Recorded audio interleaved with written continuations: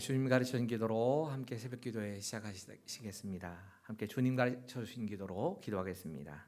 하늘에 계신 우리 아버지, 아버지의 이름을 거룩하게 하시며 아버지의 나라가 오게 하시며 아버지의 뜻이 하늘에서와 같이 땅에서도 이루어지게 하소서.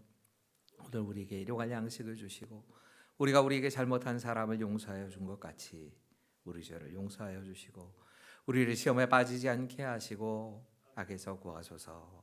나라와 권능과 영광이 영원히 아버지의 것입니다. 아멘. 우리 함께 찬송가 335장, 반주는 같이 나올 수 없을 것 같고요. 제 목소리와 함께 같이 찬양하시죠. 335장입니다.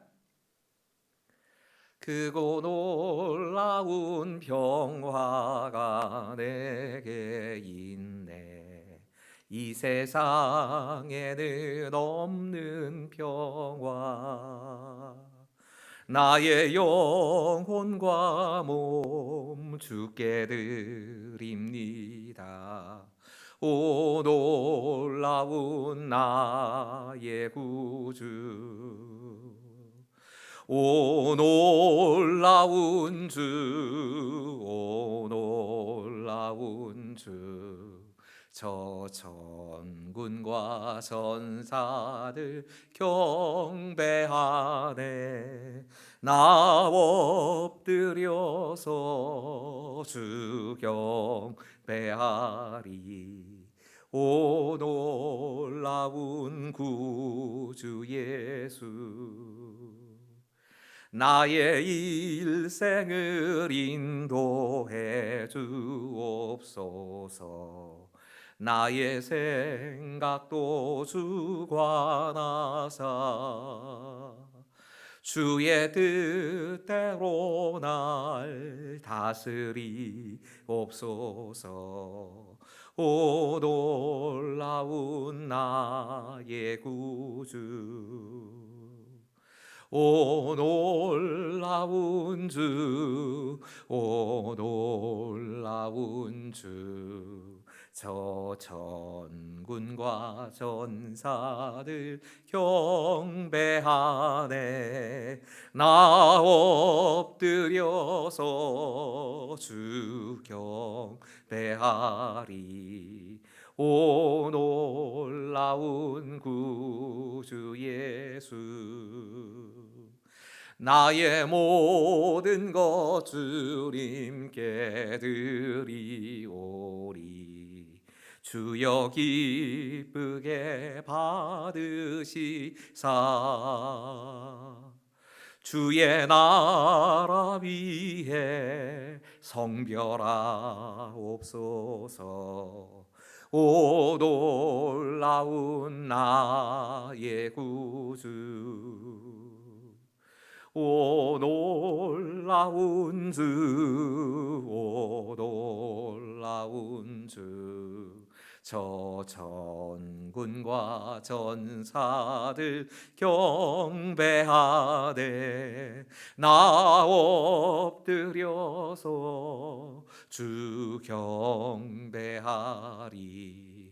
오 놀라운 구주 예수,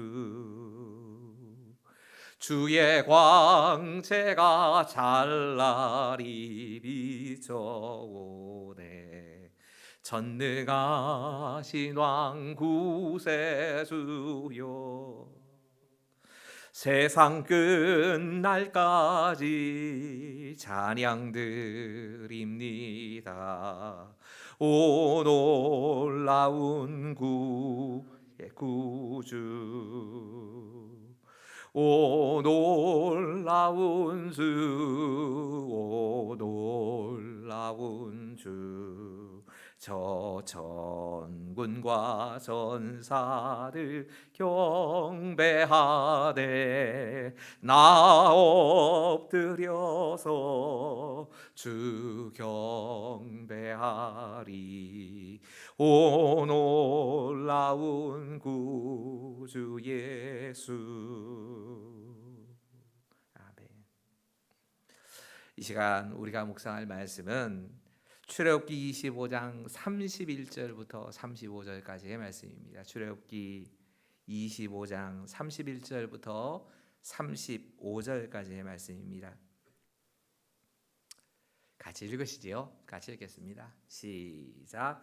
너는 순금으로 등잔대를 처음 만들 때 그 비판과 줄기와 잔과 꽃받침과 꽃을 한 덩어리로 연결하고 가지 여섯을 여섯을 등잔대 등잔대 곁에 곁에 나오게 하되 다른 세 가지는 이쪽으로 나오고 다른 세 가지는 저쪽으로 나오게 하며 이쪽 가지에 살구꽃 형상의 잔셋과 꽃받침과 꽃이 있게 하고 저쪽 가지에도 살구꽃 형상의 잔셋과 꽃받침과 꽃이 있게 하여 등잔대에서 나온 가지 여섯을 갖게 할지며 등잔대 줄기에는 살구꽃 형상의 잔넷과 꽃받침과 꽃이 있게 하고 등잔대에서 나온 가지 여섯을 위하여 꽃받침이 있게 하되 두 가지 아래에 한 꽃받침이 있어 줄기와 연결하며 또 두 가지 아래에 한 꽃받침이 있어 줄기와 연결하며 또 두 가지 아래에 한 꽃받침이 있어 줄기와 연결하게 하고.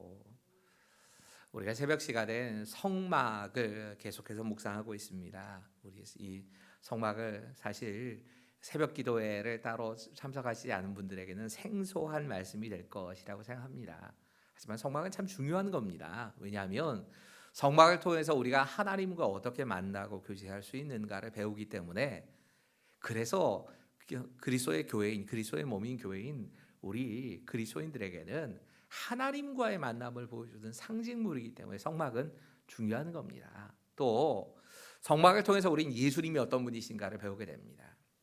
우리가 하나님의 법을 지킴으로 하나님께 나아갈 수 있는 것이 아니고 예수 그리스도의 보혈과 예수님께서 이루신 일들을 이 성막이 보여줍니다. 그래서 이 성막이라고 하는 상징물을 통해서 우리는 예수님에 대해서 배울 수 있는 그런 귀한 은혜를 얻게 됩니다.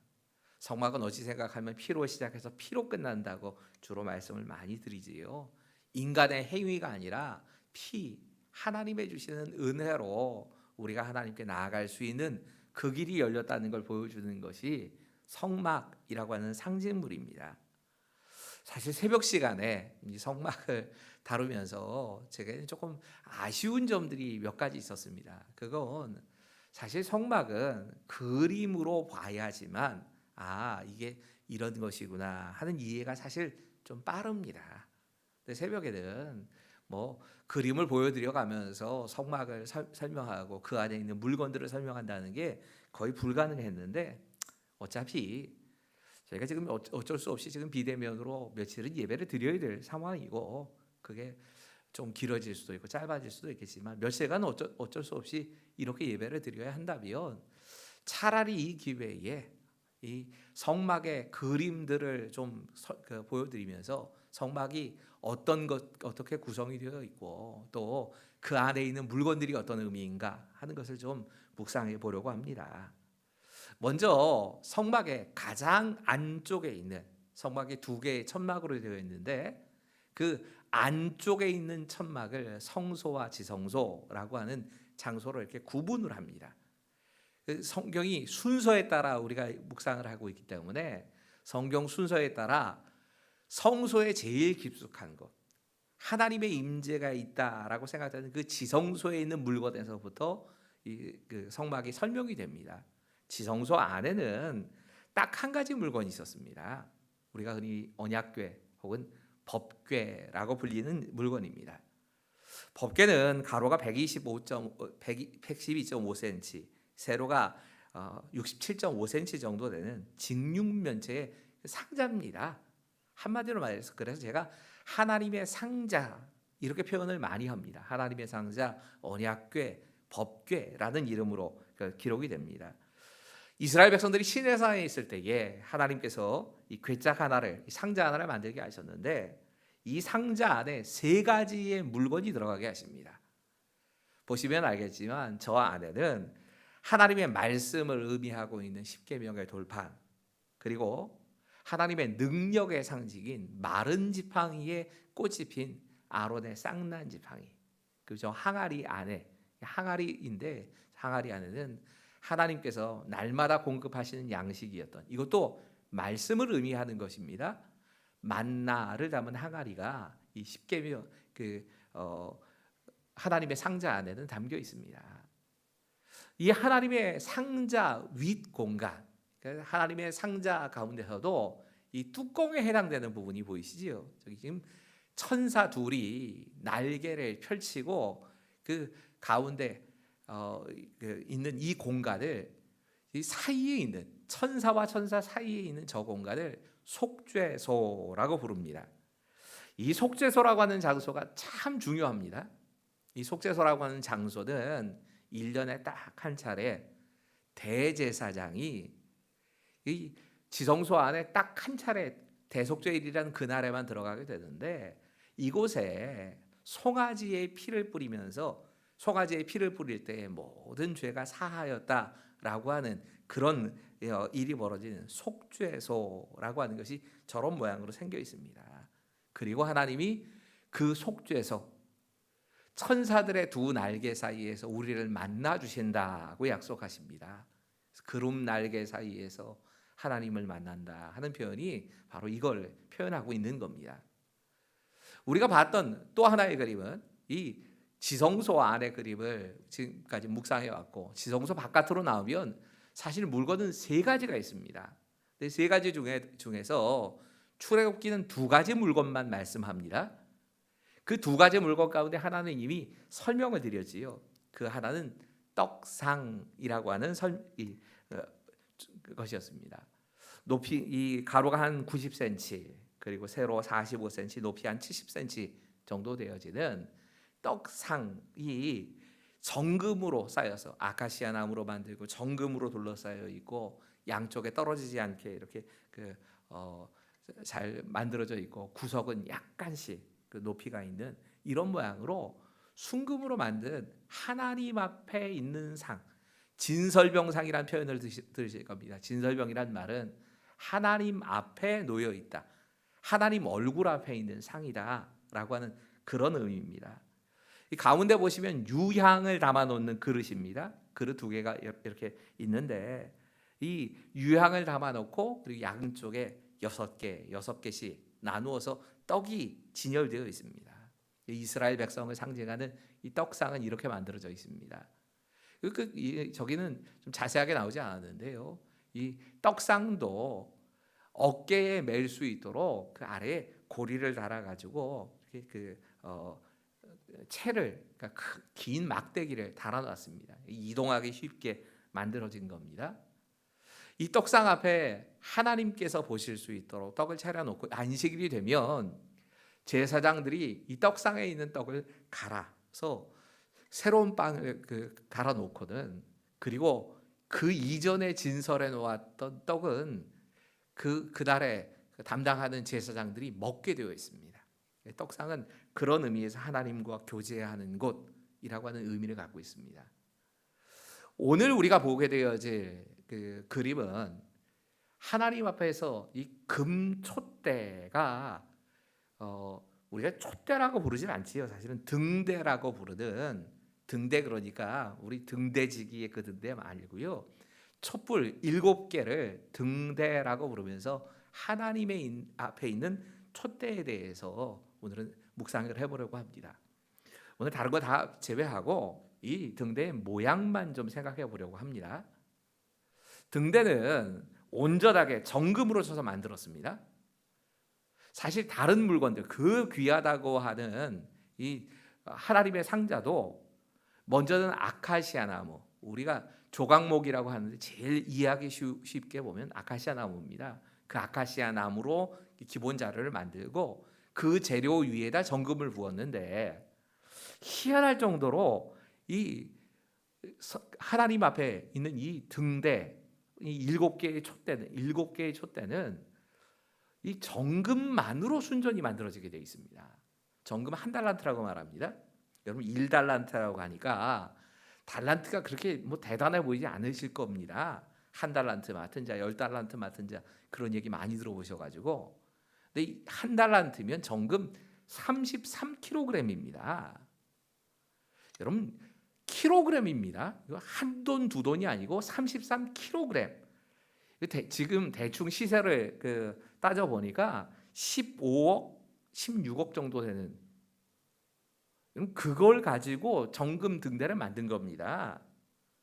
거기에다가 실제 전문가들이 여기 장식들이 붙어 있기 때문에 틀림없이 한 달란트의 정금만으로 못 만들었을 거라고 얘기하거든요. 그러면 이 금 촛대를 만드는데 사용되었을 크기, 이 무게만 해도 약 45kg쯤 됐을 거라고 봅니다. 그래야 그 정도 크기의 정금 등대가 만들어집니다. 아주 정교하게 줄기와 가지의 모습으로 이렇게 순금으로 딱 만들어져 있습니다. 근데 이 등대가 중요한 건 성소 안에 빛이 새어 들어올 공간이 없기 때문에 중요합니다. 성소 안에 유일한 빛은, 아니 성소와 지성소를 통틀어서 유일하게 빛이라고 할 수 있는 것은 금 등대밖에는 없습니다. 제사장이 제일 먼저 들어오면 이 금 등대의 빛을 받아서 활동을 해야 되기 때문에 이 금 등대가 등대에 빛이 떨어지지 않게 기름 채워 놓는 게 제일 중요한 거였습니다. 이 내용이 지금 쭉 오늘 보면 이 금 등대의 모양이 31절부터 그리고 이 35절까지 쭉 기록이 된 겁니다. 제가 다시 한번 읽겠습니다. 어떤 내용인지 한번 상상하면서 들어보십시오. 너는 순금으로 등잔대를 쳐 만들되 그 밑판과 줄기와 잔과 꽃받침과 꽃을 한 덩어리로 연결하고 가지 6을 등잔대 곁에서 나오게 하되 다른 3가지는 이쪽으로 나오고 다른 3가지는 저쪽으로 나오게 하며 이쪽 가지에서는 살구꽃 형상의 잔색과 꽃받침과 꽃이 있게 하고 저쪽 가지에도 살구꽃 형상의 잔색과 꽃받침과 꽃이 있게 하여 등잔대에서 나온 가지 6을 갖게 하지며 등잔대 줄기에는 살구꽃 형상의 잔넷과 꽃받침과 꽃이 있게 하고 등잔대에서 나오는 가지 6을 위하여 꽃받침이 있게 하되 2가지 아래에 한 꽃받침이 있어 줄기와 연결하며 또 2가지 아래에 한 꽃받침이 있어 줄기와 연결하며 또 2가지 아래에 한 꽃받침이 있어 줄기와 연결하게 하고. 그림 안 그려지시죠? 이렇게 읽어도 그림이 안 그려지기 때문에 그림이 아니라 지금 이 모양을 그냥 보여드리는 게 낫습니다. 이런 모양으로 되어 있습니다. 약 한 45kg쯤 되는 등대 혹은 이 7촛대라고 하는 게 이렇게 붙어 있는 겁니다. 그런데 모양이 좀 희한하지요? 아래로 이렇게 밑판 하나 있는 거 보이시죠? 저 밑판이 있고 그 위에 가운데 있는 건 줄기라고 부릅니다. 뿌리 혹은 줄기라고 불리는 겁니다. 그리고 그 가운데를 사이에다 두고 3개의 가지씩이 이렇게 올라가 있는데요. 이 3개의 가지들이 높이가 같습니다. 6개는 같습니다. 근데 가운데 있는 가지만 조금 높게 되어 있을 겁니다. 이런 모양으로 이 금촛대가 만들어져 있습니다. 이 금촛대, 이 등대에 대해서 생각해 봐야 되는 건 몇 가지 이 등대가 가지고 있는 특징을 좀 보셔야 합니다. 먼저는 떨어지지 않고 연결이 되어 있다는 겁니다. 등대는 함께 연결돼서 빛을 비추게 되어 있습니다. 참 특별한 모습입니다. 갈라지지 않고 서로 연결이 되어서 큰 줄기, 뿌리와 줄기는 한 곳이고 그리고 나머지는 6개의 가지가 돼서 7개로 딱 완성된 겁니다. 이 등대, 이 7촛대는 성경에 꽤 많이 나옵니다. 그래서 이 그림을 알지 못하면, 이 모습을 이해하지 못하면 사실 우리가 성경의 어떤 부분들은 놓치게 되어 있습니다. 예를 들면 우리가 흔히 이야기하는 히브리서나 요한서신들 그리고 요한계시록과 같은 이 말씀들에 7등대라고 하는 표현이 굉장히 자주 나옵니다. 가장 대표적인 게 요한계시록이지요. 요한계시록 1장 12절과 13절은 이렇게 말씀합니다. 몸을 돌이켜 나에게 말한 음성을 알아보려고 돌이킬 때에 7 금촛대를 보았는데, 지금 이 그림입니다. 7 금촛대, 이걸 들고 촛대 사이에 인자 같은 이가 발에 끌리는 옷을 입고 가슴에 금띠를 띠고, 여러분 7 금촛대 사이에 인자 같은 분, 우리 주님을 이야기하는 겁니다. 예수님을 말하는 겁니다. 그 예수님께서 그 사이에 서 계십니다. 근데 이 일곱 금초대에 대해서 다시 요한계시록 1장이 설명합니다. 요한계시록 1장 20절 이건 같이 읽어볼까요? 시작. 내가 본 것은 내 오른손에 일곱 별의 비밀과 또 일곱 금촛대라. 일곱 별은 일곱 교회의 사자요 일곱 촛대는 일곱 교회니라. 여러분, 이 일곱 촛대가 일곱 교회라고 말씀합니다. 그래서 성막을 이야기할 때 성막이 예수 그리스도를 보여준다, 또는 예수님의 몸인 교회의 모습을 보여준다, 이걸 자꾸 얘기하는 게 이런 이유 때문에 그런 겁니다. 에베소 교회에 편지를 하시면서 편지를 쓰시는 분에 대해서 이야기를 하면서 일곱 촛대 사이를 거니시는 분이라고 말씀합니다. 이것도 예수님이란 뜻입니다. 일곱 촛대가 일곱 교회이고, 그리고 그 일곱 촛대의 모습이 교회를 상징적으로 보여준다는 겁니다. 이 교회는 함께 연결되어서 서로가 빛을 비춰줍니다. 따로 떨어져 있지 않고 일곱 촛대 높이가 같습니다. 우리가 생각하기에 어떤 교회는, 큰 교회, 영향력이 있는 교회는 조금 더 높아 보이고요, 그보다 좀 작고 연약한 교회들에 대해서는 또 그거보다 더 낮게, 이렇게 생각을 하는 경향들이 사실 있습니다. 하지만 하나님 앞에서 모든 교회는 같은 겁니다. 그리고 그 교회들이 함께 빛을 비추는 곳이 하나님과의 만남이 있는 장소라는 겁니다. 이걸 보여주는 게 일곱 촛대라고 하는 그림이 보여주는 첫 번째 모양입니다. 두 번째, 이 그림에서, 이 촛대 모형에서 우리가 봐야 될 메시지는 이겁니다. 같이 읽어볼까요? 시작.